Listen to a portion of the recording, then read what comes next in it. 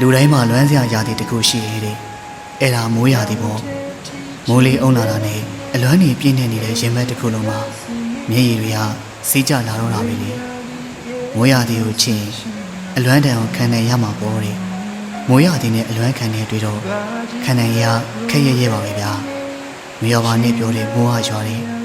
ပြန်လာပါလို့ပြောတဲ့သူကတော့ပြန်ရောက်မလာဘူးလေမိုးဖွဲလေးတွေကြာနေတော့ပြစ်ပြစ်ခါခါစွန့်ပြေးသွားတဲ့မင်းကိုနောင်တန်ရာအထိတောင်လွမ်းလိုက်ချင်ပါလေ။အော်မိုးရေမင်းတော်ငုံနေပြီဆိုမှတော့ငါဝိတ်တွေကိုမင်းလည်းမြင်ရောပေါ့။ငယ်တော့မိုးရွာရင်မိုးရေချိုးမယ်တဲ့။အခုတော့